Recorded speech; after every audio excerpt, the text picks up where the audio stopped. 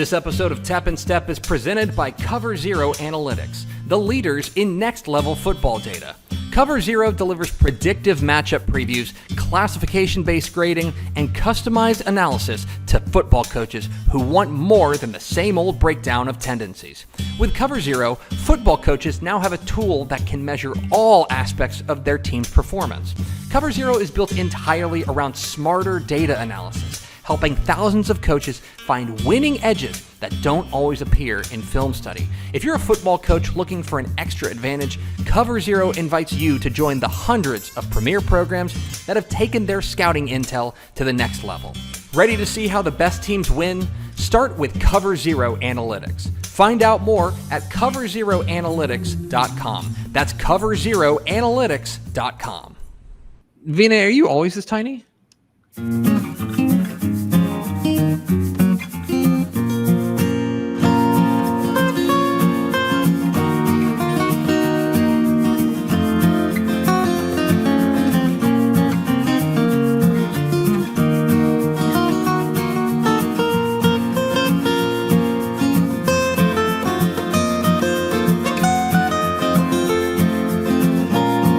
Tep Stepp, your premium Texas high school football podcast from your friends at Dave Campbell's Texas Football and TexasFootball.com. I am the American side Tep, Greg Tepper.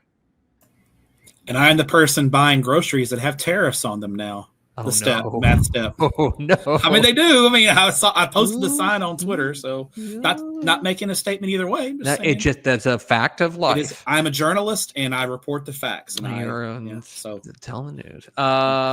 This is hello from Canada. This is your Class 2A and Class 1A preview edition in 2025 of Tep Stepp. We made it, guys. We made it. We have made it through the long slog of the off season where we ranked. What did we rank? Did we do any weird rankings this year, or was it pretty much just off season football stuff? I don't know if we ever. We were supposed to rank, I think, the letters of the alphabet. Yeah, I don't think we did that. We had so much great off-season content that we didn't have to do that this year. We didn't have time. And here's the other thing about it. And this is the kind of thing that only you and I. By the way, our producer today is the lovely, talented, and tiny Vianney Moreno. Hi, Hello, Vianney Moreno. Hi guys, Looking it's down me here. from down here. Yes. She's right down there. Oh. And so Steps in Canada. I'm here.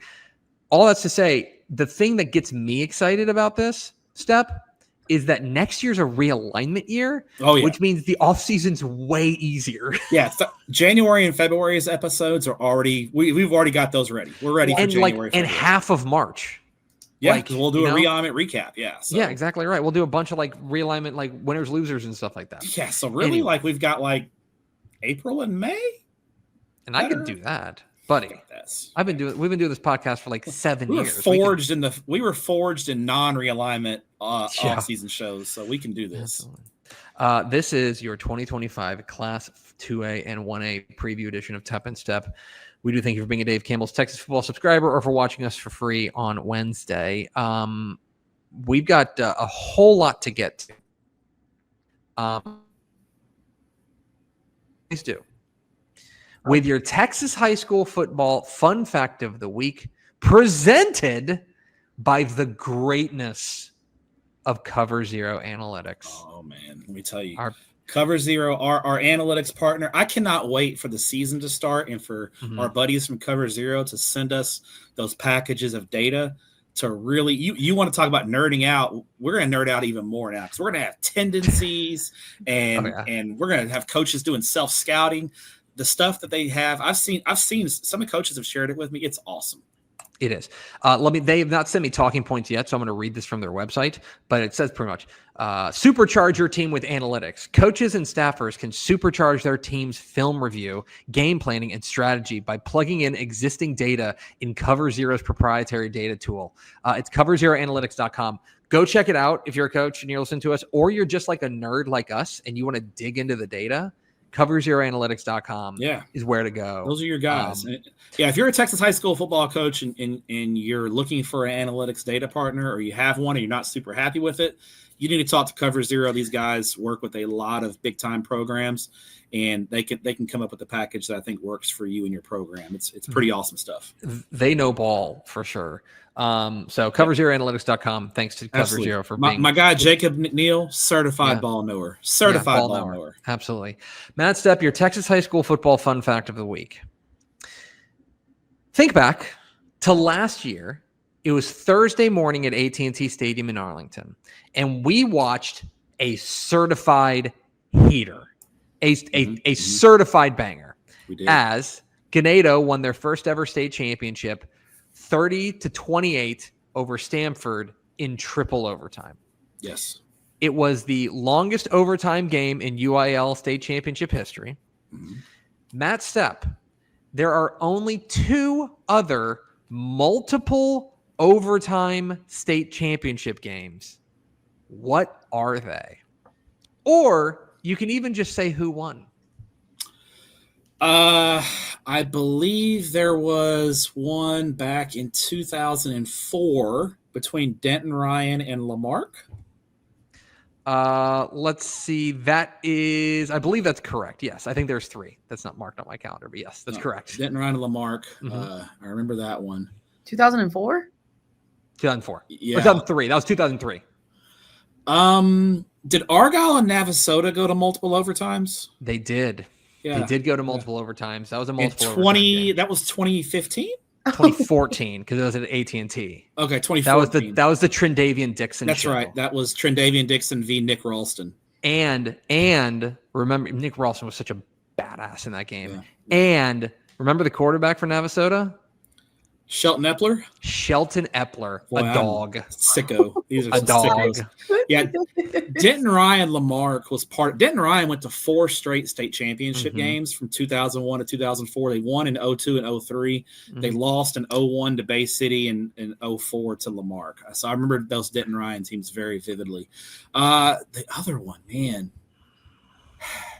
That's trying to go the other back. one. I believe if I have it correct, it was the first multiple overtime game.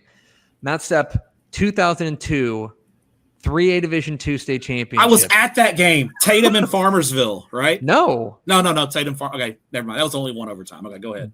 Bandera 27, Midland Greenwood 24. Ah, yes. Well, I don't remember that game very vividly because I was a little bit busy watching my Everman Bulldogs win a state championship in 2002 at the very same time. So forgive me if I was not super in heads up on Bandera Greenwood because I was watching E-Block win a state championship. Bring it home. VNA, you are too young to remember that there was a time where the state championships were not held in one place. And in fact, there were multiple state championship games going on at once. Yes. Insane. You would have now to it seems crazy, right? Yeah. Yes. I mean, you'd have to, it was literally, you would have to wait until the week of to figure out where Everman played their first state championship game at Kyle Field in College Station. And then the second year they played it at the Alamo Dome. So state championships, there were games going on all day Saturday at different times. You were lucky if you could get to 2 state championship games in 1 year. Like it was hard to see more than 1 or 2. Were they at least like in close proximity to each other, or were like no? Oh my goodness! No, there'll be games at Shotwell Stadium in Abilene, Wichita and Falls. also a game in the Alamo Dome, NRG, Texas Stadium. That They'd makes be sense. all over the place. Yeah. And by the way, like the network, which was then it either Fox Sports Southwest or maybe the HSE. It might have been in those days. Jeez, HSE. where they would like broadcast like only one. They broadcast like one of the 5A. At the time, there wasn't even 6A. It was 5A. Yeah. They broadcast one of the 5A games. Yeah. So anyway, there it is. Your Texas high school football. I did pretty good. 2 out of 3. That's Good not job, bad. yeah. Thank Fun you. fact of the week presented by our friends at Cover Zero Analytics. All right, Matthew, it's time to get down to business. It's time. Let's do it. For football season, because football season is nigh upon us. We are going to be breaking up our state championship preview into 4 different podcasts. Okay. So this is your 1A and 2A preview. Then we're going to do a 3A and 4A preview. Then we're going to do standalone 5A and 6A previews. Okay. we are going to give you all of the content you could possibly want in the lead up to the 2025 Texas high school football season. And we'll go smallest to largest. It's only fair, right? So we will start, although this year, you know what stinks is that this is a year where the Division I team plays before the Division II team in the state championships. Yeah. So, and you want to go in order? You want to do that? We'll go D1 first, D2. No, we're gonna go D2. No, fix this UIL. This is fixable. It really is. But I know why they do it, and it's specifically for. We're going to talk about 2A here in a minute. It's for 2A. It's so that if you are 2A Division II, you're not always playing on Wednesday night. Yeah, that's the one. I get it. But we could just do 2A and rotate, but the rest of the classes we could not rotate. Right. Anyway. Okay. All right. That's I'm off my soapbox. We are going to start. I'm going to write a letter to the UIL right now. Write a letter. We're going to start in 1A Division II. 1A Division II, for those who do not remember, the reigning state champions, the Jayton Jaybirds, who were spectacular last year and ran to a 15-0 mark and were deserving state champions. They knocked off Oakwood, kind of surprising Oakwood in that state championship game, ran away with it and got the state championship. And lo and behold, they start the year, Jayton does, as our favorites to repeat. And they bring back 8, and this is going to be, by the way, a common theme on this in six-man football this year, is that the Kangs stay the Kangs, okay? Mm-hmm. Because Jayton brings back 8 starters total. Now, you might be thinking 8 starters. That doesn't sound like very much. Well, in six-man football, it's 2/3. It's 2/3 of your team. Yeah. They bring Matt Stepp. They graduated 2 lettermen. Yeah, I'm not a math guy, but I believe that's the equivalent in UIL 11-man of bringing back like 14 starters. Right. Roughly. Yeah, and by the way, it's not like it's just some dudes who are coming by. They bring back Bodie Ham, their running back. They bring back Sean Stanland, who was really good, an all-state quarterback for them last year. They are experienced. They are explosive. They are the team to beat in 1A Division II. Now, I will say, dissimilar from what we're going to talk about in 1A Division I in a minute, I do think that there are some real challenges that they will face, including within their own region. We'll go region by region. We'll start with Region 1.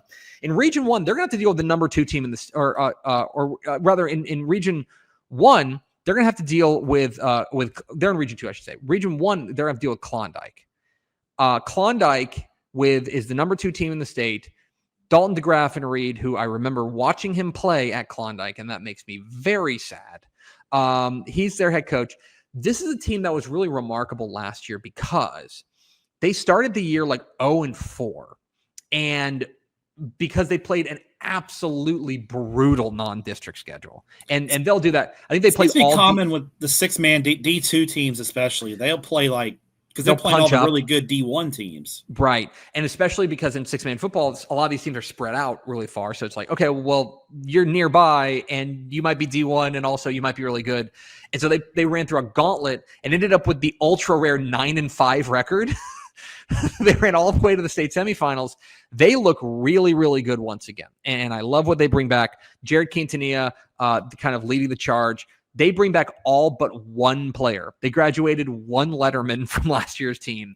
I will say that if they were to slip, it's probably going to be Motley County or Whit Harrell. Motley County is interesting. They bring back a ton. They bring back 9 starters from last year's team. That's a team that I've got my eye on. Same thing with Whit Harrell. They bring back 9 starters as well, although they ran into, I believe they got knocked off in the first round. Yeah, they got upset in the first round of the playoffs by Sands last year. So I still look at Klondike as your favorite, but Motley County and Whit Harrell are not too far behind. Region 2 is where Jayton lives, and they do look like the team to beat in Region 2. I think pretty clearly the team to beat there. Not only I think right now we're kind of all waiting for that Jayton Klondike rematch in a state semifinal. Last year, Jayton won it handily, but I think it could be closer this year. If it's not Jayton, it's probably going to be a team we haven't talked about in a minute, which is remember Benjamin? Benjamin, remember how all this time, remember the 6-man preview we had last year Mm-hmm, where it was all about Grayson Rigdon? Yep. Well, Benjamin ended up having a really good year. Like, I think that people kind of maybe didn't pay attention to him after that, but they ran all the way to the quarterfinal and lost to Jayton in the regional final. They bring back Keegan Hayes. Keegan Hayes, and this is video game numbers. Keegan Hayes accounted for 4,365 yards and 73 touchdowns last year. That's ridiculous. That's crazy. And he is back. And then you add in, when you look at Region 2, you add in a team like Blackwell, which is interesting. They got a ton of speed. The record was ugly last year, but it's because they punched up significantly in non-district. But they are, I think, the team. I think that they could be a real breakout team there in Region 2. But in the end, Jayton does feel like the clear favorite on that left side of the bracket. On the right side of the bracket, Region 3 did produce the single most shocking state finalist maybe in Texas high school football history last year when Oakwood showed up in the state championship. 5-loss Oakwood showed up in the state championship. And by the way, like, I know, like, we've just talked a lot about these teams that were that like had ugly records and stuff like that. Guys, Oakwood was not, they weren't like Klondike. Klondike was a team that as the season was going on, we could kind of tell it's like, okay, guys, they're way better than the record indicates. We're going to talk about Gunner in the next episode. Gunner is a team that really could start like 1-3 because their record's so brutal, but y'all are going to be real mad at us because we're going to have Gunner ranked like number 2 in the state at 1-3. Oakwood was not that. Yeah. I remember you talking about Oakwood just even last year, and just, it was like, what are you guys doing here? Oakwood came out of nowhere to win that game, to win it. And look, they knocked off, some pretty good teams. They knocked off Iredell. I think a lot of it is that Region 3 really went into the blender early when Iredell knocked off Strawn. That ended up kind of throwing everything for a loop. And so as a result, that opened up for Oakwood, who kind of had this like lower scoring kind of plodding attack. It all kind of worked out for them. And look, they could do it again. They finished the regular season 5-5. They will, although, like, again, it's hard to predict a Cinderella like Oakwood was. There are two teams in Iredell and Strawn that look much more like ready for prime time, and they've got the pedigree. They're ready. I mean, this was. I look at Strawn, who brings back every player from last year's team. Seems good. Seems like a good strategy if you can do that. And Dwayne Lee, one of the best coaches in 6-man football, a guy with state championship pedigree himself. I think they're your favorite in Region 3. And then you look in Region 4. Region 4 is where things get really interesting because you have the number 3, 4, and 5 teams all crammed in to Region 4. You have Richland Springs, who is back, capital B back. They're going to be a problem this year. Richland Springs is going to be really good. Billy Perry, Cohen Etheridge, they're going to be really, really strong. Is Jerry Burkhart back coaching them, or is his suspension lifted? So that is something I've been trying to run down. Here's the God's honest question. I don't know. Because I don't know. His suspension was such that it was 3 years. Yeah. But I know he was suspended this would be 3 years. Like, this would be the third season. But I don't know if, like, what's the word I'm looking for? I don't know if it starts from when you were suspended because it was mid-season. Sure, yeah. That's the timing could be. You have to put the 6-man mafia on that so you can find out. I'm sure the 6-man message boards will have full coverage of that. We'll be able. But they're going to be really, really strong. Oglesby was a team that we thought was going to make it back in the state championship game. They were the team that got stunned by Oakwood in the semifinals.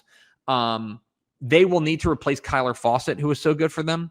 And then you have Cherokee. Cherokee is a team that has been consistently excellent. They're going to be really big, which is something obviously 6-man teams, if you don't know, don't tend to have. But they bring back 10 starters from last year's team. Oglesby and Richland Springs. I'm sorry, Cherokee and Richland Springs are more finished products right now. Oglesby is a team like they've got the pedigree. They've still got 8 starters back, but they're missing the guy. And so if you're asking me right now what 1A Division II looks like, in Region 1, I'm going to go with Klondike. In Region 2, I'm going to go with Jayton. In Region 3, I'm going to go with Strawn.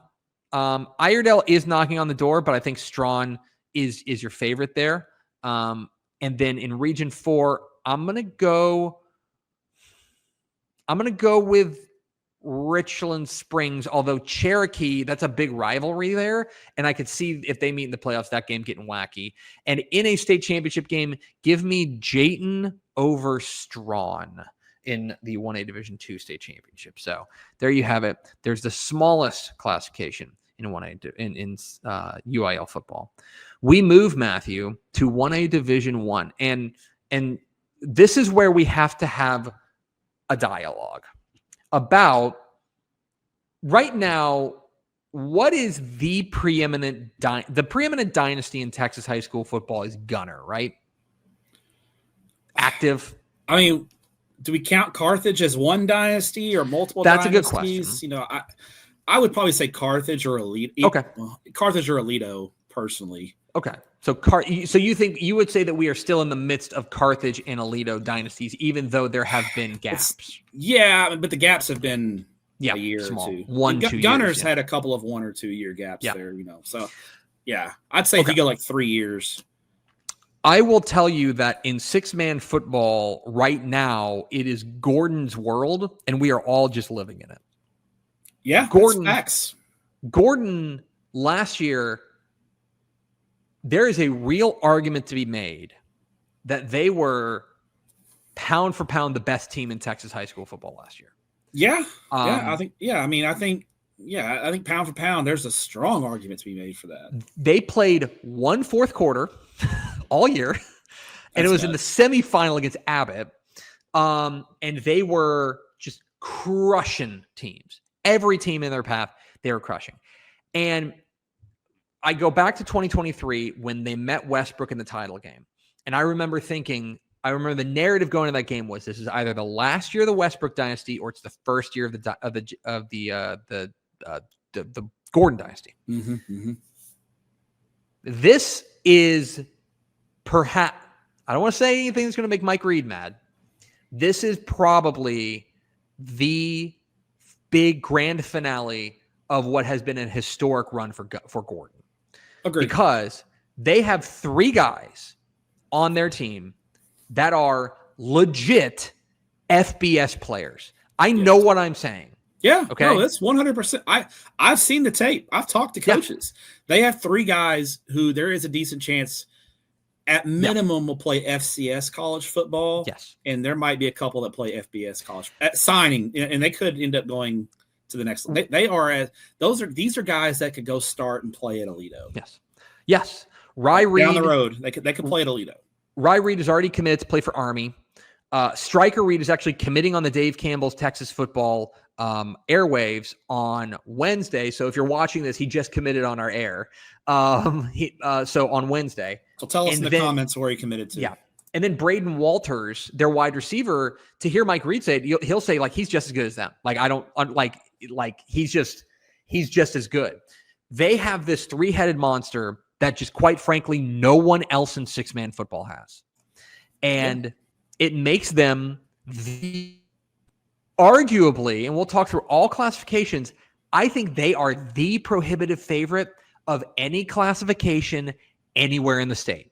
Yes, I would agree with that. I think if you were to put a sports gun to my head and say you got to pick one team that's going to win state, yes, or whatever, you get to quit your job tomorrow, I would put my money on Gordon. Out of all classifications, they're playing 2 11-man football games this year. They are, and check by the way, TexasFootball.com for that story. I wrote by that. The way, Matt Stepp wrote a 6-man story. Tepper. And by the way, they're not playing lunch meat. Like they're not playing like teams that went 0-10 last year. No, they're playing good teams. Yeah, Bracketville, I think, went to the second round of the playoffs last year, and Thorndale may have as well. Thorndale was a competent 11-man football team. Very competent 2A Division I, right? Bracketville's 281. I believe both of them are Division I. I mean, they're punching way up, and they're putting extra guys in the field. It'll be a lot of fun. But when they get into 6-man football, in my opinion, there is a pretty large gulf between them and everyone else. That's my opinion. Now, going through region by region, you start in region 1, and it's the team they beat in the state semifinal or state championship game last year, which was Whiteface. Whiteface, it's a great story. Shout out to our friend Matt Wilson. They've got a lot of the nuts and bolts, although they lost a lot of the star power. They have a lot of the nuts and bolts to get back there, but I do think that they've got one of the toughest districts in 1A Division 1. In District 3, they'll have to deal with Borden County, who is a team with plenty of pedigree and brings back a ton of guys, including Ty Stipe, their quarterback. I would also keep an eye on Buena Vista, is a team that got crashed out in the first round of the playoffs last year. They lost to the aforementioned Borden County because that's the crazy thing, is that if you're Borden County, if you finish second in your district, you're playing a district champion. Yeah, that's the one thing about the 6-man playoffs, is because it's only 32 teams, so it's you're playing tough teams a lot of times right off the bat. Water Valley in Region 2 is probably your favorite. Boston Weiss is like a two-way star. There's always going to be a couple of 6-man guys who just become household names. Boston Weiss, I think it's Weiss, is one of those guys. He's spectacular. I would also tell you to keep an eye on Newcastle. Newcastle's a team that we've got high hopes for. 11 starters back from last year's team. And the trajectory has been really, really strong for them. If they're able to continue that trajectory, they'll be very difficult to beat. And then there's Westbrook. Look, you cannot count out Westbrook. They bring back Homer Matlock has some rebuilding to do, just 4 starters back from last year's team, but coaching matters a lot, and he's one of the best coaches in 6-man football. 3 we go where. So I will spoil something that if you're watching this, you will have seen on TexasFootball.com already. And that is that Region 3 has the single best, in my opinion, the single best district game in 6-man football this year, which is when Aquila plays Abbott. Okay. That is number 5 versus number 7 in the state. And I wrote this in the magazine. There's basically 4 teams you can say with pretty good confidence, I think they're going to win Region 3. Region 3 is like the fireworks factory. Sure. You've got Aquila. They bring back a ton of talent, including 9 starters from last year's team. You've got Union Hill out of the greater area. EJ Mowry is their superstar. He's awesome. Abbott, they won the region last year, and Coach Crawford has done a terrific job down there, taking over for his father, but they do have reloading to do. They bring back just 2 starters. Their entire offense got wiped. And then you could make a case for Avalon. Avalon was a team which is a kind of a newcomer to the big name game here. Avalon has a 2,000-yard rusher in Josh Novak. They've got some dudes back there in District. And the other thing is that I think they have the better district draw out of District 9. They'll have to deal with Milford at some point. I think Avalon is a team to keep an eye on in Region 3. I love Region 3. Region 3 is going to be a lot of fun. Like all of those regional semifinals, like starting even the first round, but even those regional, those second round games are going to be really good. And then Region 4 is Gordon. If they were going to get beat within their region, May is probably the team to do it with Kobe Morris back. Mm-hmm. I do love Jonesboro because Eddie Gallegos is my guy. But they lost all but 2 lettermen from last year's team. They've got some reloading to do. And so, to me, you look at Gordon as a prohibitive favorite, at least in their region. And so, I think Gordon losing would be an upset at any round. Losing in the region would be maybe the biggest upset. And by the way, like I like May. The other teams. No, I like May a lot, but like in that region, it's like, buddy, like it is basically how long can we avoid Gordon is the name of the game in 1A Division 1. So if you're asking me for my state championship picks, Region 1, I'm going to go with Borden County. I think that they get some revenge last year, and I think they win. I think that they've got the star power to get over the top of Whiteface this year. Region 2, I'm going to go with Water Valley. Really like what they have coming back. I love Boston Weiss. Region 3, I'm going to go with Aquila just because Abbott has so much like rebuilding to do, but I also like Union Hill a lot. And then Region 4, it's got to be Gordon. And then your state championship game, I'm going to go with Gordon over Water Valley in a state championship game in 1A Division 1. That'll be the first state championship game we play at AT&T Stadium on a Wednesday in 6 months. Remind me I said this. DNA, remind me I said this. Gordon versus Water Valley. Tepper's calling. Gordon versus Water Valley. You heard it here first. Yep. You heard it here first. That wraps up 6-man football. We will now start with 11-man football and start in 2A Division 2. And Matt Stepp has already made the reigning state champ at 2A Division 2, their head coach, real mad. We got a text message today from disrespect season is in full effect. From Brady Carney, the head coach of the Munster Hornets. Who said something along the lines, you have a piece up on TextFootball.com, like 10 bold predictions for the year. Yes. Please read you it. said that neither Munster nor Shiner would make it back to the state championship game. Bold prediction, I know. Now, I don't think you're crazy, but I don't agree with you. That's fair. These are definitely I don't know if I'd go to Vegas on all of these. You know, there's 10 of them. They're bold for a reason because I think they are, I think they're a little they're not chalky by any means. I don't think all of them will hit, but I think they all have. I think you can make a case. I don't think any of the 10 that I picked are just crazy outlandish picks. And make no mistake about it, I think Munster is the favorite in their region, in Region 2 and 2A Division 2. I mean, Case and Kearney coming back, they're going to be really, really strong. But Tepper, I think this Windthorst team is really poised to do some damage this year. I'm really high on Windthorst going into the season. Now, and I will say to your credit, it's not like Windthorst is some fly-by-night team that we've never talked about. I mean, this is a team that, remember, pulled off one of the greater state championship upsets we've ever seen back in 2020 when they knocked off Mart. I do like this Windthorst team, and we'll go region by region. I look at Munster, and actually kind of broadly, I look at Munster as a team that can win it, but I also look at 2A Division 2, and especially like that top 13 or so in our rankings, and I'm like, man, I think there's a lot of really good, really experienced, really explosive teams in 2A Division 2. 2A Division 2 for a long time has really been like 4 or 5 teams that we pretty much know. I think this year is as deep of a year across the classification as we've seen in quite some time. It's going to be a lot of fun. I think there's going to be a lot of good. I'm really fascinated to see kind of how things shake out in 2A Division 2. And again, and also, there's a lot of X factor. Obviously, 2A Division 2 is the classification with the least amount of depth because these are the smallest schools that are playing 11-man football. And we don't want to talk about that. But a lot of these teams, one injury could really change their dynamics of the team. I'm not going to say I don't want to jinx anybody or say, well, this kid gets hurt because it's going to change this team. Just know, if any team in 2A Division 2, one key injury can completely derail a season because a lot of times when you lose one guy, you're losing 2 guys because they're playing both sides of the ball. So that's the other thing to keep an eye on. There's a lot of wild cards here in 2A Division 2 because of the injury factor. So let's start in Region 1.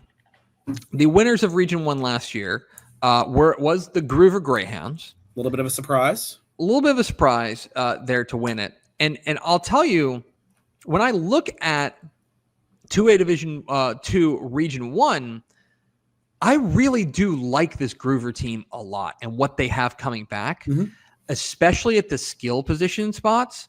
The question I have is going to be up front because I know that they are. It took some hits there. Briggs Satterfield is tremendous.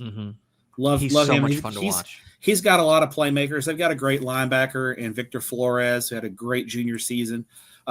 Groover was a little bit of a surprise last year. I think most of us kind of thought Stratford would kind of do the Stratford thing, and Groover took them down in the regular season. So, but I think there's a lot of challengers to Groover in Region 1. Region 1's deep. To your point, I think it's really interesting you were talking about injuries. And I don't know if Bryce Braden was officially injured but like he carried a huge load for a long time. And Groover, I think, stayed fresher and they were more diverse. And I think that allowed them to get the better of Stratford. I don't think they would ever admit it, but I bet Bryce Braden was never 100% last year at any point in the season. No. I just don't think he was. If it's not Groover, though, the team I keep coming back to, there's two. And the cool thing is that I think that there's good district balance here. They're not all crammed into one district. One of them's Wink. Yes. Oh my gosh, we saw their coach at Imad Fasciani, but it's not Fasciani. I think it's Fachan. I need to call him again. He called Brian Gibson, yeah. And I've been saying it wrong, but he's unbelievable. He's so good.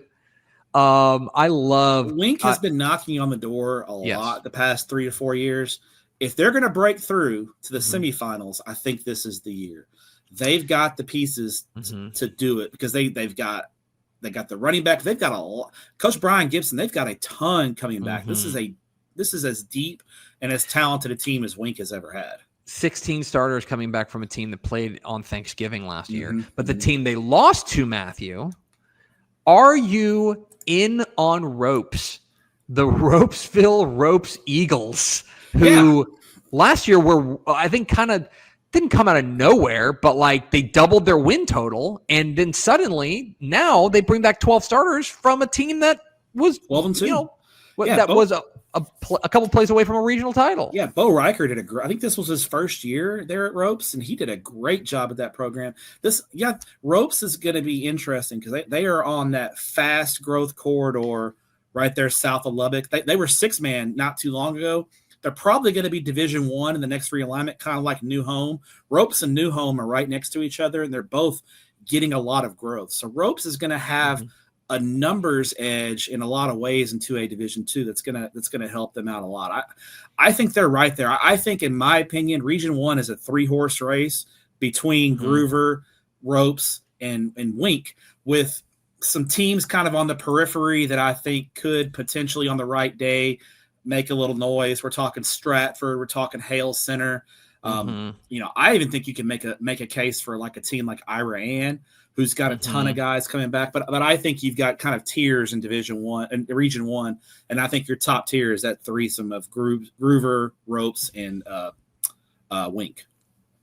I will say, if you want a team to dream on here, and this is serious dreaming, but I like what Sundown has coming back. Sundown record was ugly last year. Ugly, 3-8. But they bring back 18 starters from last year's team. And especially, they're going to be really good in the guts. Like, they're going to be good up front.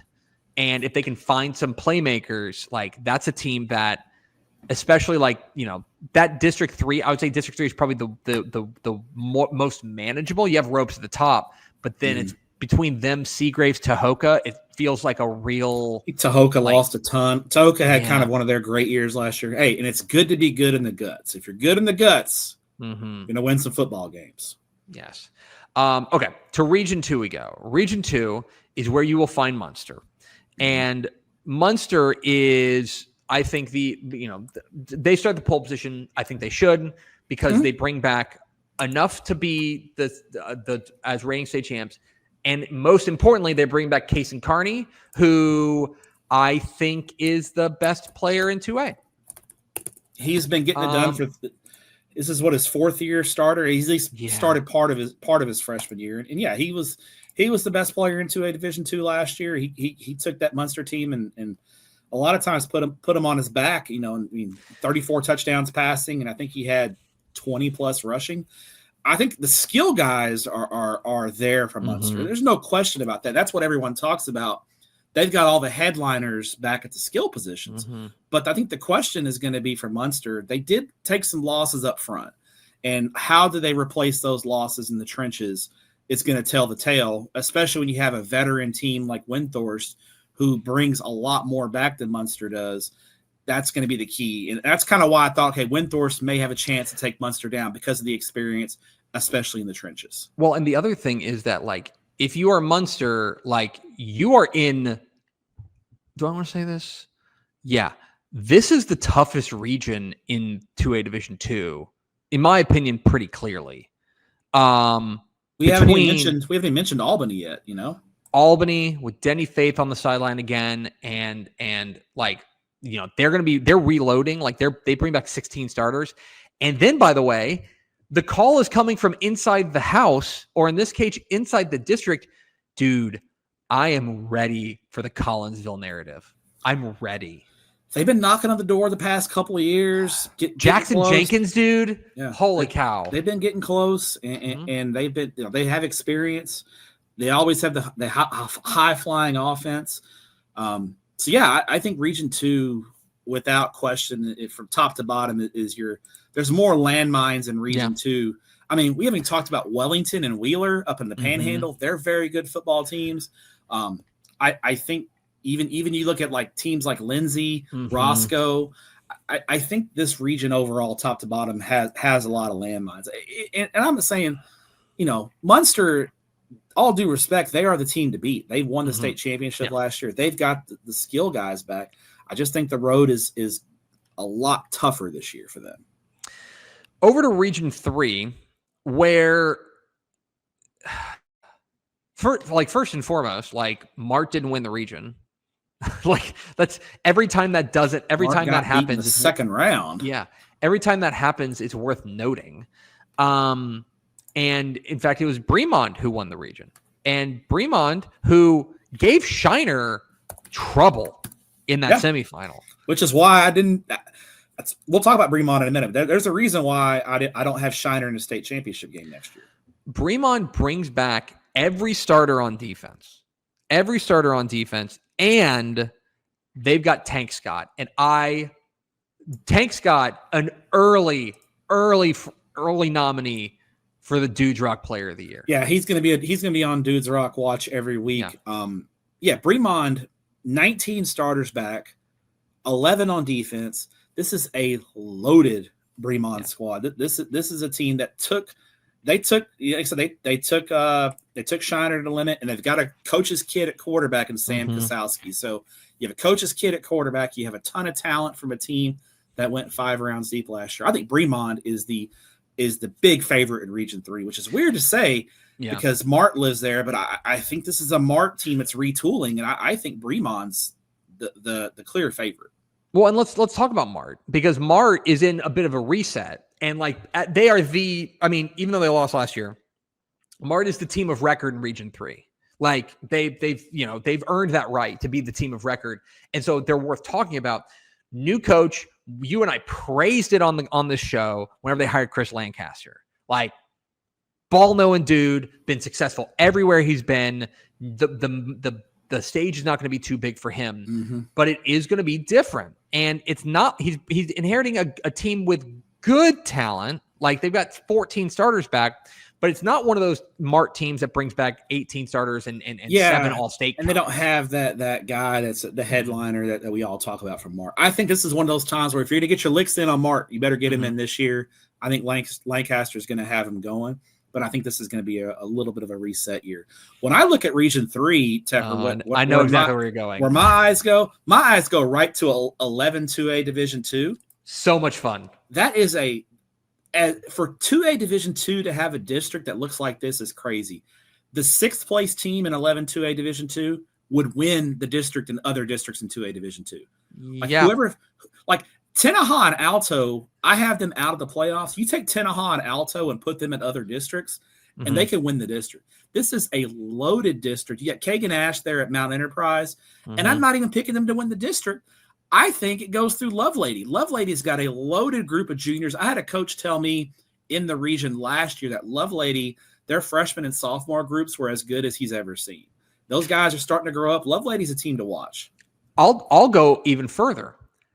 I don't think, and I love Kagan Ash. I believe he was a Dudes Rock finalist last year, and he'll do it again this year. I don't even have Mount Enterprise finishing second. It's crazy. You got Grapeland second? I like Grapeland a lot, man. Yeah. 10-win team. They got to do themselves. Malik Johnson, who's got crazy numbers himself. He and a guy who is like, in hearing from Coach Jordan Wood there, this is a guy, he missed his entire sophomore year with knee injury, and basically like they were easing him back in, and like each week it was like, oh, he's like leveling up. They're unleashing him this year. Yeah, they're unleashing Malik Johnson. And then I think you're right. District 11's crazy. You got Overton. I got Overton 4th in the district.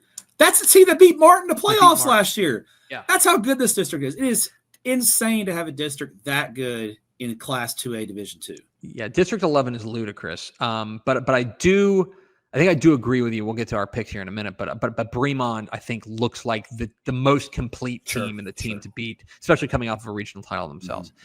And then there's Region 4.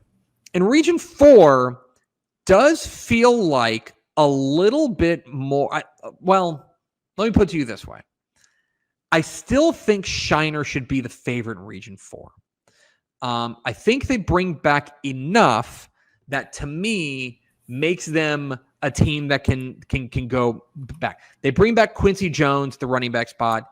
They bring back Jake Simper at the quarterback spot. He's going to take over. Yeah, that's the key for Shiner to me. How does Jake? And we're talking about an offense that is the veer, but quarterback is key in that offense because you're the operator of that offense and you have to be able to run the ball. They graduated a great quarterback at Shiner. That's the key. I think everywhere else, I have confidence Shiner is going to be really good. It's how Jake Simper adjusts to being the guy at quarterback. Well, and because here's the funny thing, and this is now the way that we think. You're now getting into the belly of the beast here. What I look at is because of the way that the bracket breaks. If you like that game between Shiner and Fall City, which I think is, I'm writing a story about the best I've got somewhere. Well, they're in the same district, aren't they? Yes, they're in the same district. So they are. That's a regional final, right? That's a district game. But the thing is, so it's October 17th. The loser of that game is going to see Junction in the second round. Very good Junction team. Great quarterback really there at Junction. I talked to Coach Scott Freeman there at State 7-on-7, and they're really Doyle. They had a great year last year. Went 13-1. Yeah, I think you're right. I think Junction took Fall City out last year, so you have to look at it. Going back to Shiner real quick. One thing about Semper taking over at quarterback is now you're taking him off the defense. He was one of your best defensive backs last year. He'll probably still play some defense, but can he play full time like he did last year? But Shiner has Quincy Jones, and they have Jarvis Williams. Jarvis Williams, remember, he got hurt in the Munster game. He was that sensational freshman for Shiner. He caught a long touchdown pass and then broke his arm catching a long pass, I think in the second quarter of that game. And when he got hurt, it really hurt Shiner's explosive ability. Getting Jarvis Williams back for his sophomore year, I think he's the next big thing to come out of Shiner. So what's interesting, I think, about Region 4 is that I do think you have this like really nice, like, this is going to sound disrespectful, but like this next tier of teams, Granger, Bracketville, Burton, Levia, right? Teams that like, they're going to ruin, like those teams, they're going to ruin someone's season. Like they're good enough that like. How about Somerville? Somerville had like one of their best seasons ever last year. They had a great year. The Jaguars. Shout out to the Somerville Jaguars. Yeah. Put some respect on the horses' names. But that is between them, Iola. It's a deep region, but it does feel like at some point somebody's gonna have to knock off Shiner, and like I don't necessarily see that right now where I sit. Yeah, and another thing to watch with Shiner, snapshot days coming up in October. Does Shiner move back to Division 1? They got in a surprise bump down to Division 2 by like half a student. Do they bump back up to Division 1? And they're no longer Division 2's problem anymore. We will see how much the that part of the state we'll see how many extra people are working at the brewery, basically. That's right. We'll find out. All right. Well, give me your regional picks and your state champion. These are legally binding. All right. I'm going to go Region 1. I'm going to go with Wink. Going to get fun with it and go Wink. Region 2, I made the bold prediction. I'm going to go Windthorst. Okay. I made the bold picks. I'm going to go Windthorst. Region 3, I'm going to go Bremond. And Region 4, I'm going to go Shiner. And for my state champion, give me the Bremond Tigers. Wow. Okay. On Bremond. All right. With most of that, Region 1, I do like Wink. I think I'm in. I think I'm in on Wink. Region 2, I'm going to go with Munster. They got the crown and they got the guy. Like that to me is enough. Region 3, I am going to go with Bremond. I like that team a lot. I like Tank Scott a lot. In Region 4, I'm going to go with Shiner. They look like the favorite in Region 4. And in a state championship game, give me Munster over Bremond. I think Munster goes back-to-back. Okay. I think they got a special player in Case and Carney. That's why I think of 2A Division 2. Right. Other than that, no thoughts on 2A Division 2. No, nothing. No, just nothing. We haven't thought about it. To 2A Division 1 while we round out this responsibly timed podcast. 2A Division 1. On the whole, so last year, Ganado won the state championship. And we've talked for a while about how 2A Division 1 kind of runs through Region 4. Last year, of course, we got that great state championship game between Ganado and Stanford. Ganado essentially went wire to wire as our number 1 team.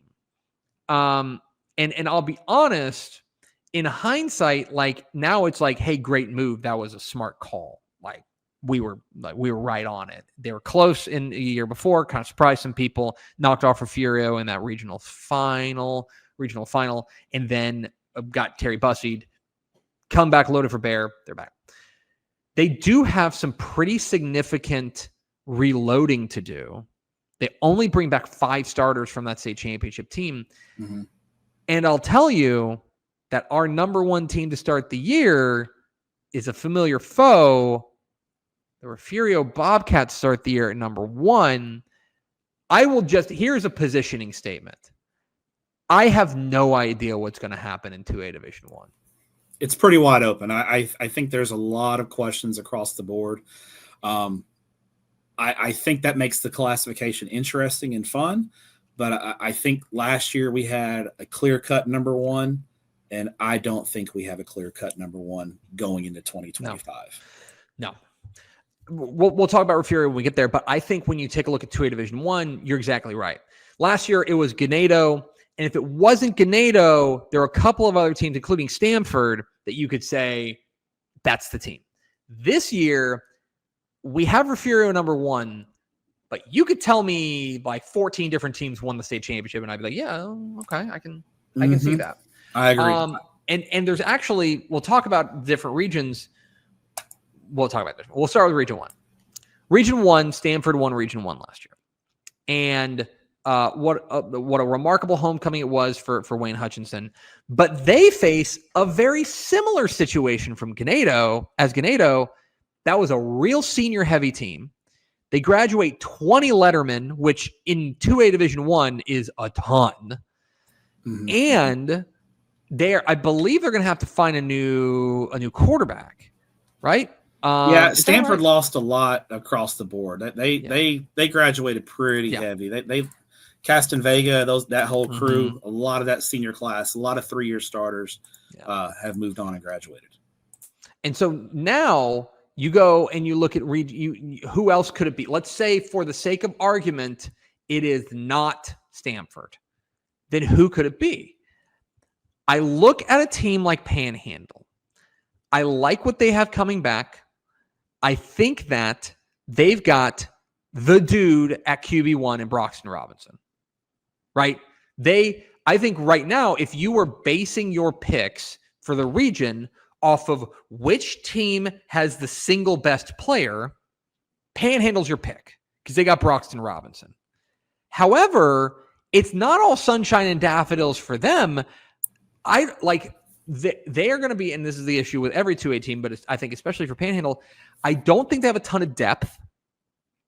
Mm-hmm, and in what is a typically bruising region, that can be a problem. So then you start looking at, okay, is it Post? Post was a team that surprised us last year. Surprise regional finalists. It kind of came out of nowhere. Mm-hmm. No one really thought Post was going to.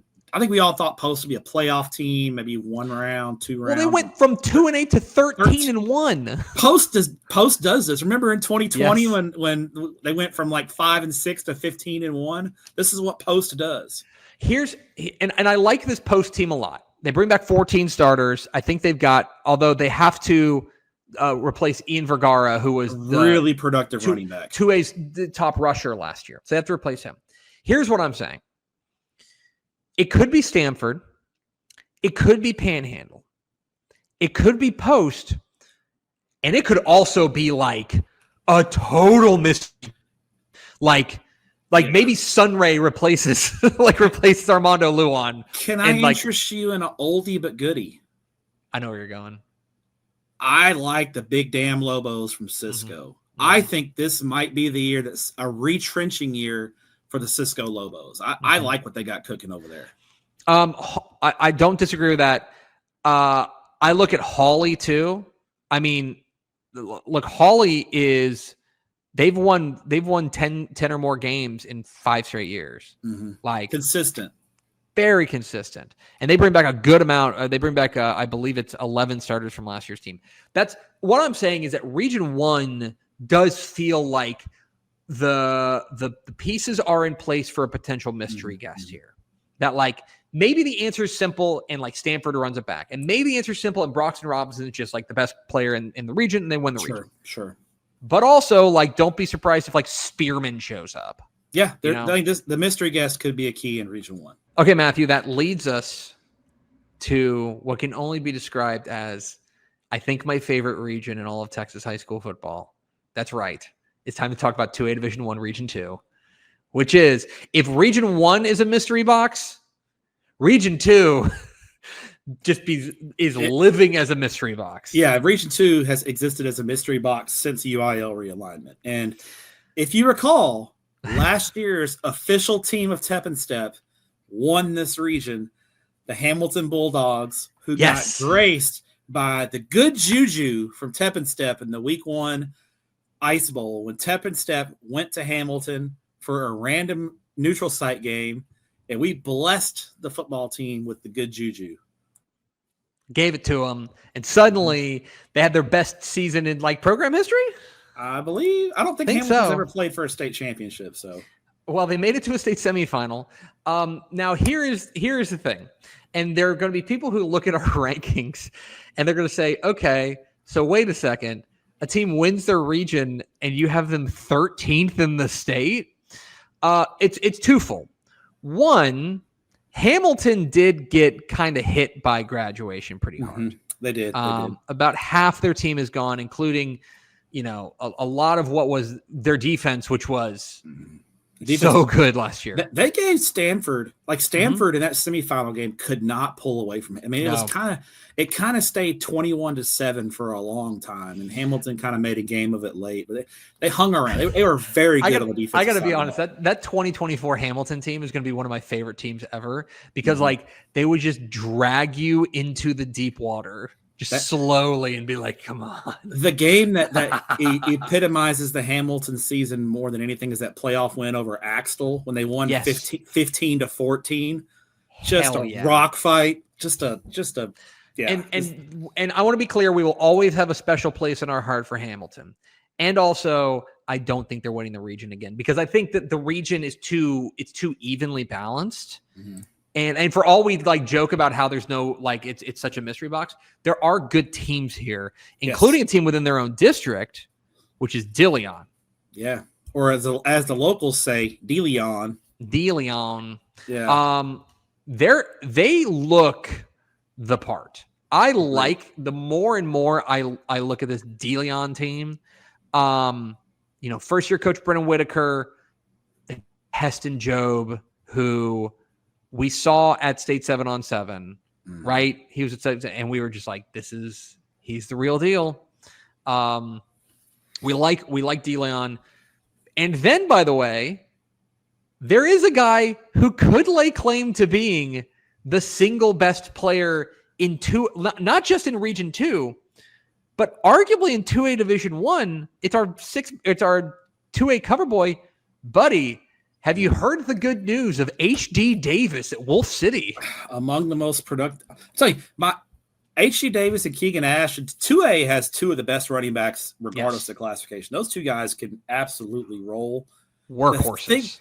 The thing about Wolf City, though, is that playoff loss, that shocking playoff loss in Godley, whose stadium is behind me here, to Coleman, I think looms large. This is a Wolf City team that I think is good enough to contend for the region, but they don't have that playoff last year was the year for Wolf City to kind of go 2 or 3 deep, and then this year maybe contend for the region. But they lost in the first round, so they don't have that playoff magic, that playoff mojo that you need, in my opinion, to really make that deep run. They bring back 17 starters, but I mean, you're right. Your point is well taken. Yeah. There's also 2 other teams that I would be remiss if I didn't mention.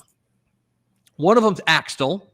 This is a 12-win team from a year ago. They were the team that was on the business end of that 15-14 regional final. At rock fight. They lost a lot though. Craig Horn's a heck of a football coach, but they got gutted by graduation. Yeah, they will be thin in that regard as far as that's concerned. And then there's Corsicana Mildred, and a team that who did surprised not get us last graduation. Year. No, they're pretty loaded.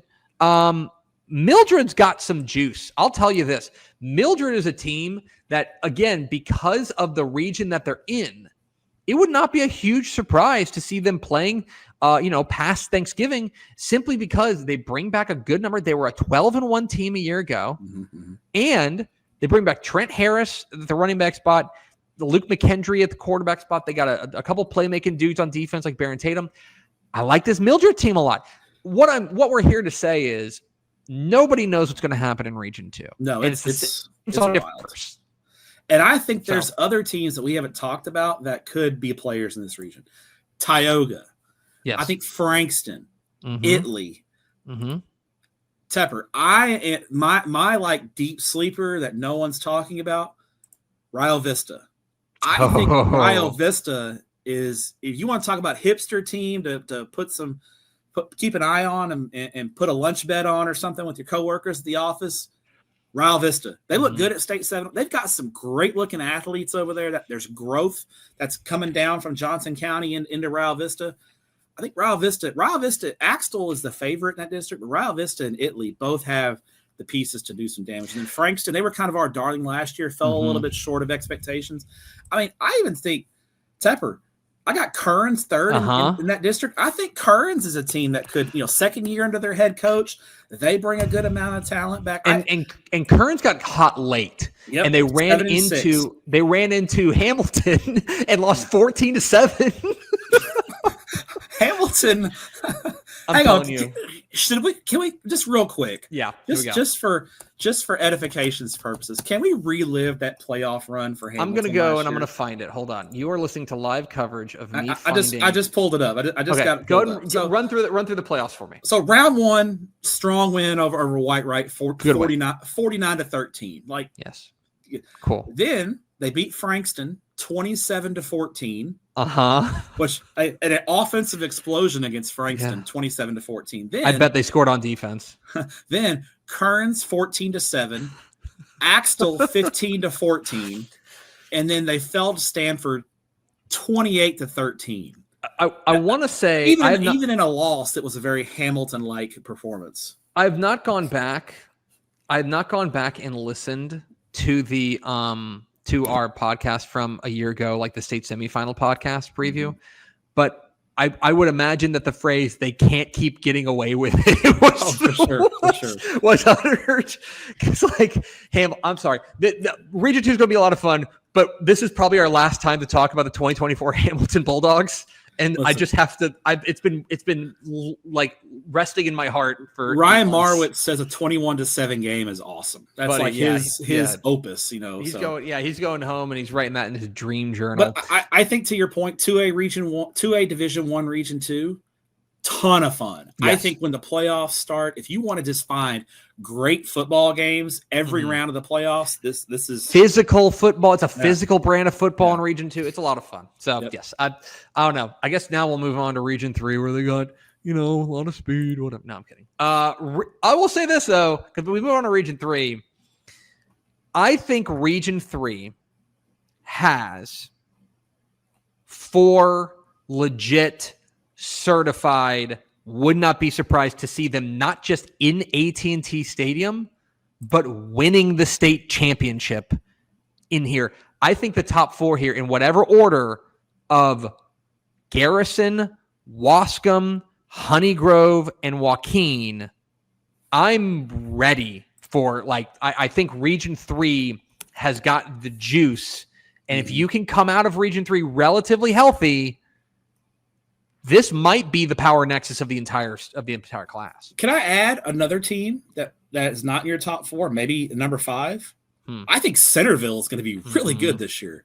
Like they quietly go through every year, and we always think they're going to be good. We never have Centerville picked like 6th in district. We always think they're going to be right in the mix of the district championship.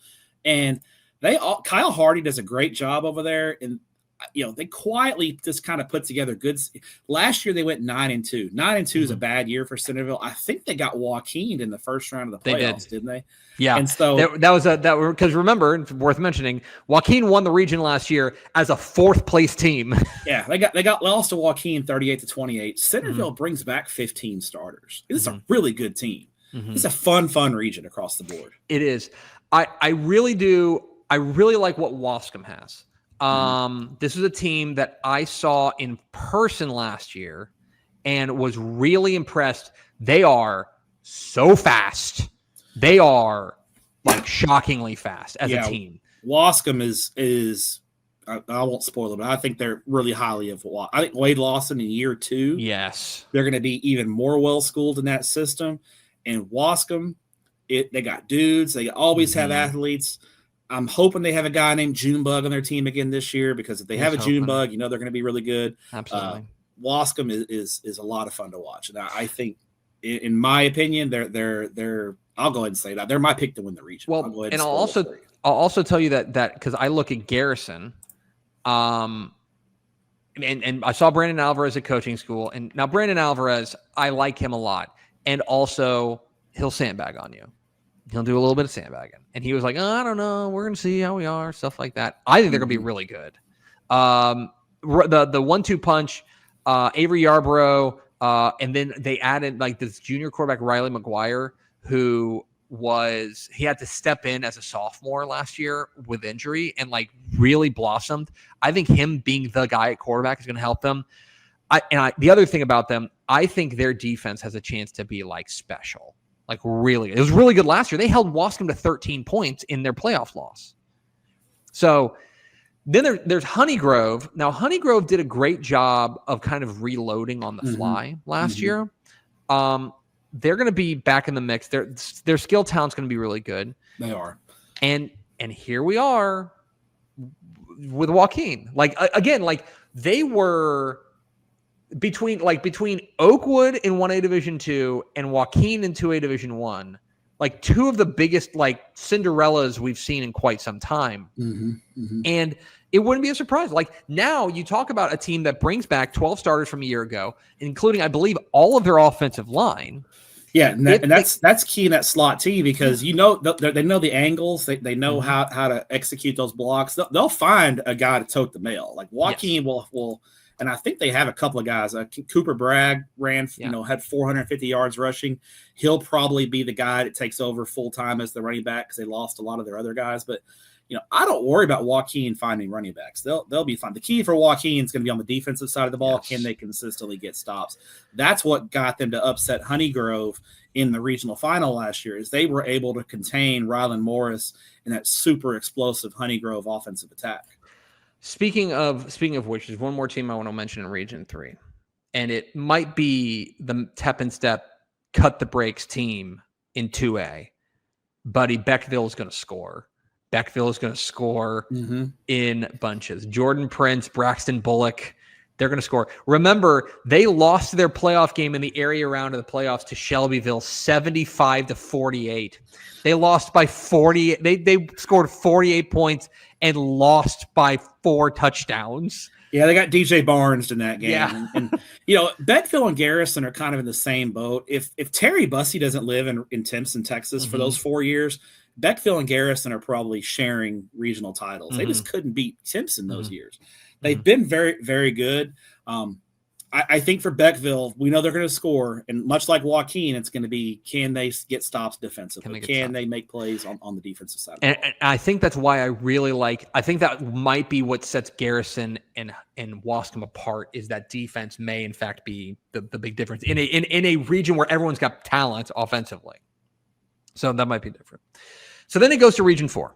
And of course, this is where the reigning state champs Ganado live. it is worth, spending a moment on them because they were like, when we say they got hit hard by graduation, what we mean is specifically they bring back only 5 starters from last year's team. Mm-hmm. And they lose, I think, 3 guys that you could say were, if they weren't the heartbeat of their team, they were close. In Bryce Ullman, who was the guy who's the quarterback and also had the championship clinching interception. Yeah. Landon Hicks and Luke Burris. Those 3 guys are special players. Mm-hmm. Now, Austin Pena, Logan Burris, they got dudes. Landon Arriaga is going to step in. Covered is not there. And I thought Landon, this is one of those deals where 7-on-7 eased a lot of concerns about Ganado because, losing Bryce Ullman, Landon Arriaga did start, I think, 2 or 3 games last year for Ganado as a freshman, and I think went through some growing pains against good teams, but I think he grew up a lot. Just watching him during 7-on-7, I feel like he really made a point to you could see the growth and the confidence in him in the offense, and I think that was key for Ganado, and I think that answered a lot of questions that we had about Ganado going into the season. But they are not the favorite to win the region, according to Dave Campbell's Texas Football, those dum-dums over there. It is instead the Refugio Bobcats. And this is year 2 under Drew Cox as the head coach. Mm-hmm. And they weren't bad last year. They went 11-2, and they lost 14-6 to the eventual state champs. Like, pretty good. Not bad, yeah. Now, they have to replace QB and RB. Well, kind of replace. They have to. They're always deep, but like Keelan Brown is gone to A&M Kingsville. Jordan King is their running backs off to the next level. Now they've got guys like Xander Willis, and then Ray Lewis is taking over a quarterback. Yes, I think he was running back kind of last year. So I would expect. I hear Ray Lewis and I think of the Baltimore Ravens linebacker, but I think what you're going to see is a lot of QB run game from Refugio this year. And that's been the thing about Refugio in the Jason Herring years that made them so successful is they morphed their offense to fit the personnel. When they had Travis Castaneda, who they would throw 50 times a football game, but they would also get in the I formation. They would really mix it up. So I think you'll see Refugio be a little bit of a chameleon and kind of morph their scheme to fit what Ray Lewis does well at the quarterback spot. There's very few like known commodities in Region 4. We think that they're all good, but like Mason, for example, a long-time, consistent, perennial winner down there. Well, new coach, right? Mm-hmm. Coach Griffin takes over there. We think they're going to be pretty good, but they only bring back 5 starters. They're young. They're gonna a lot of questions there. They're going to be young, and I know we talked to Coach Griffin at coaching school, and he said a lot of the things they did, the scheme, they weren't going to change a ton of it this year. They were kind of bits and pieces. They're still going to be learning a new coaching staff, new system, and the youth. I think the youth is really what has. Mason's going to be good. Like they're kids. They always play tough football, but they're just in the wrong region, in my opinion, to be going through a little bit of a youthful retooling year. I think what you're going to see from Mason is probably like a 9-4 type season from them this year. I don't think they're a real regional contender just because of the youth. Do you think Marlin is a regional contender? Yes. Mm-hmm. I think Marlin is a regional contender. They did a great job in Jeff Rogers' first year. Rogers was already there as the offensive coordinator, so the kids knew him. One thing about Marlin, they are going to have dudes that can fly. Yes. They are going to be able to run. They are going to be able to be explosive and make big plays. And you look at Marlin last year, and this is a team that rolled all the way to a regional final a year ago, including they took down Mason last year 40-37, and they bring back 13 starters. And talking to Coach Rogers at State 7-on-7, he's on the board. Marlin wasn't playing, but he was there. The numbers are a lot better in the program right now. They're getting more kids out, and they've got 13 starters back. And they beat Mason a year ago. So to me, there's no reason to think that Marlin can't at least get to the regional final, where most likely they would play the winner of that Refugio-Ganado grudge match. There's 2 other teams in District 15 that interest me. One of them is Weimar. Of course, they've got Jaron Fisher back, but the big question is going to be, okay, new coach. because Wade Griffin went over to Mason. What does that look like? Yeah. The other one, I want to buy a little bit of stock, just a small amount of stock, little penny stock here, in the Shorthorns of Schulenburg. Okay. Consider me interested. Okay. New coach Clay Ferguson taking over a program, 14 starters back from an 8-win team a year ago, and they're going to be explosive on the outside. They're going to be real explosive on the outside. If they can find a quarterback to get them the ball, they're going to be dangerous. That, to me, I don't know if they're going to be dangerous enough to knock off Ganado out of the District 15, but like dangerous enough that like you don't want to see them in the playoffs. Sure. My team to keep an eye on, I'm going to go with a team also in Schulenburg District. Watch out for Kennedy. The good doctor, Dr. Mike Jackson, leading his ball club. 9 starters back on both sides of the ball from a 5-6 by-district playoff team in his first year. Listen, they've got a guy who we saw at State 7-on-7, Dylan Russell, at receiver. Mike Jackson's coached a lot of NFL players at Houston Chavez and some of his other stops at Lamarck. He's coached NFL dudes. He says Dylan Russell is the best athlete he has ever coached. As a freshman at State 7-on-7 this year, he looked the part. That guy's going to be a Division I receiver. Watch out for the Kennedy Lions. Dylan Russell's going to set some records if he lives up to his potential in South Texas. So I think Kennedy is kind of your sleeper, kind of hipster kind of team to watch. Kennedy with one N, by the way. That's Kennedy right, with one N. Make sure you know that. Yeah. All right, Matthew. Give us your regional title and state champion picks. I really went back and forth in Region 1. I decided to go with the best player and go with Panhandle and Broxton Robinson. Region 2, I went with DeLeon. I went a little off the board there. I think we could see 2 DeLeon Hamilton matchups this year. I think we might see those 2 teams play in a regional final. Region 3, this is the one I went really back and forth on, but I'm going to go with Wascom. And then in Region 4, I went with Refugio. You know, I think we're gonna get Refugio Marlin in a regional final. I think Refugio is gonna exercise the demons of Ganado from the past 2 years and get to the regional final. And then in the state championship game, in a really weird state championship, I'm gonna take Wascom over Panhandle. Boy, that would be weird. Yeah, oh, wow. You want to talk about 2 programs that do not know the other exists. Like, who are you? Yeah, I'm sorry. The week of that game, they're both going to be looking at each other because Panhandle, I mean, is obviously in the Panhandle. It's way up there.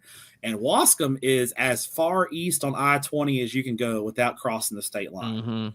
Yeah. Like it is right on the border. Those are 2 communities on different planets. Yes. And I'm here for that weird matchup. Yeah, that'd be fun. Yeah. Region 1, I'm also going with Panhandle. I'm not going to overthink it. 15 starters, including the best quarterback in 2A Division 1, Broxton Robinson. I'm going to go there. I'm going to go with Wolf City in Region 2. Let's full send HD Davis. That's it. I'm just in. I'm ready for it. Give me Wolf City in Region 2. I would have picked Wolf City if they had not gotten beat in the first round of playoffs. Sure. I like what they have cooking. It's just the playoff experience concerns me. I'm going to go with Wascom in Region 3. But again, that's maybe the toughest one to call. And then in Region 4, I'm going to go with Refugio. And the state championship game, give me...